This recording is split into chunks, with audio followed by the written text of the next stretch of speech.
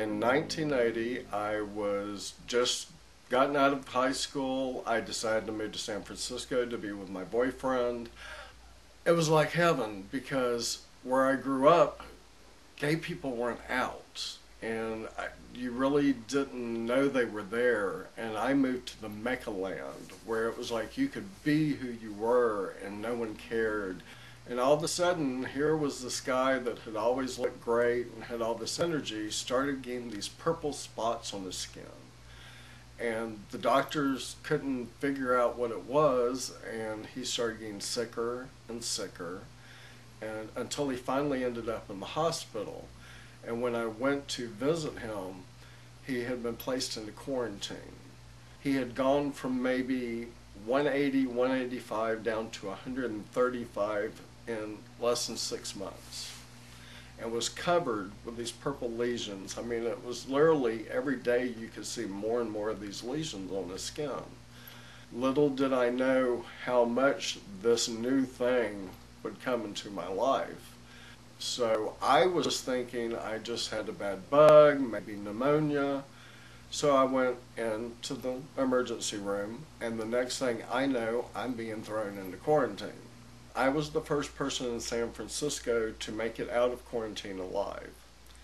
Because of that, the media just publicized, they thought this was a ratings getter, I guess. And they published my name, my address, my picture. So I was immediately outed out of the closet. You know, it was no, are you going to tell people or aren't you? I didn't want my family finding out from a third party, so I flew home. Of course, my mother, being a Greek mother, is going, oh, you need to eat more. Mm-hmm. And finally, she snapped at me and she goes, what's wrong with you? And I just blurted it out. I'm gay, and I have this new disease that is killing people.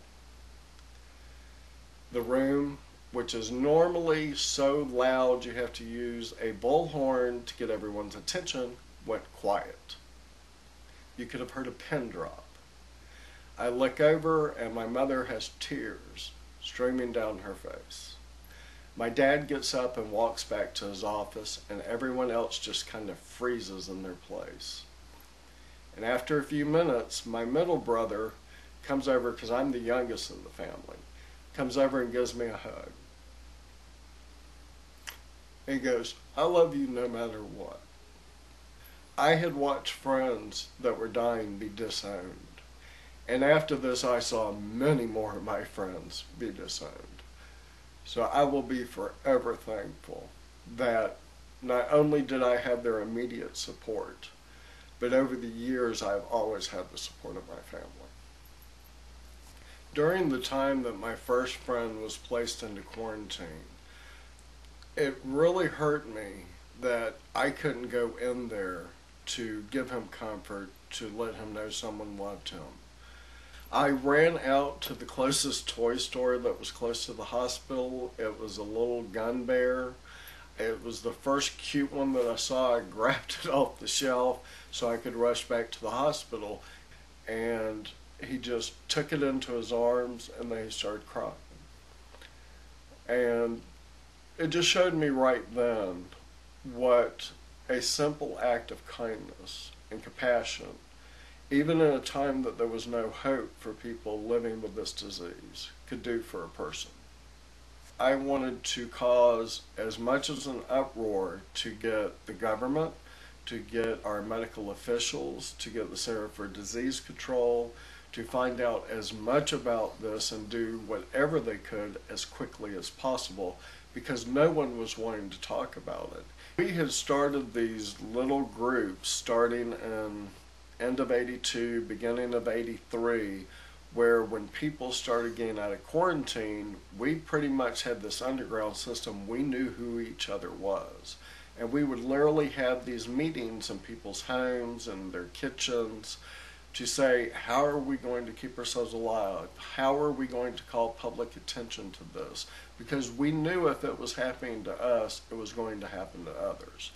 So we demonstrated on City Hall, we contacted our local city officials, And as time went on, we started contacting President Reagan and his staff and other officials to get them to pay attention to what was happening. I had my corporate job during the day, and then I had my activist work at night, along with taking care of other friends who unfortunately were not able to survive this virus. In '85, I was also asked to be the godparent to one of the first children born in San Francisco with HIV, because her mother had died shortly after childbirth, and they never knew who the father of the child was.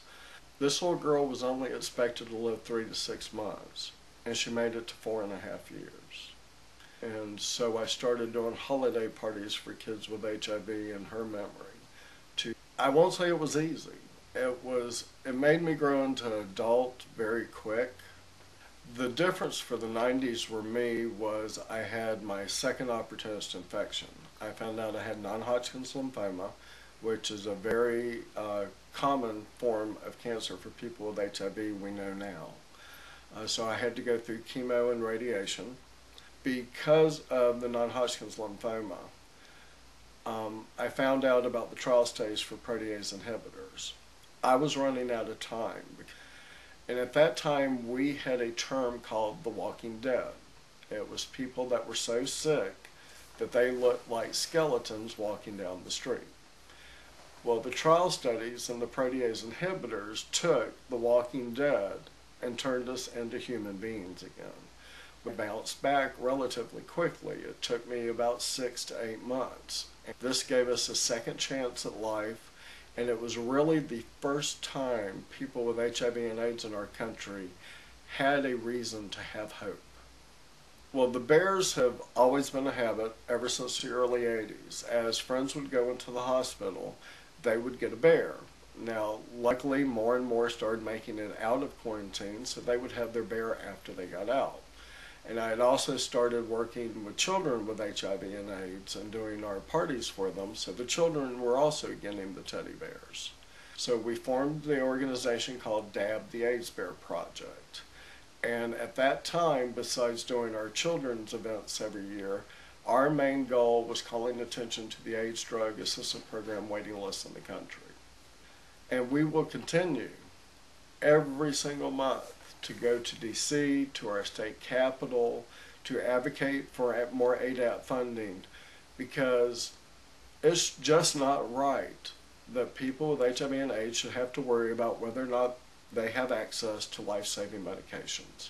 Dab the AIDS Bear has been taken around the world, not only by myself, but also a group that we have called Ambassadors of Hope. And they go to AIDS walks, AIDS rides, conferences, health fairs, gay and lesbian prides. A lot of them even take the bear on vacation with them and take pictures. We just passed the 500,000 mark of pictures taken with Dab the AIDS Bear a couple of weeks ago at the AIDS Walk Miami. My favorite photographs with Dab the AIDS Bear would be at the London AIDS Walk. There's one with Boy George that was taken several years ago when he was speaking at an AIDS walk. I would have to add that if you're watching this and you have not been tested for HIV, please go out, get tested, know your status. There are medications to keep you alive if you find out that you have HIV, and it's better to know earlier than later. Learn everything you can. I don't want to downplay that HIV is some simple thing to live with, because it's not.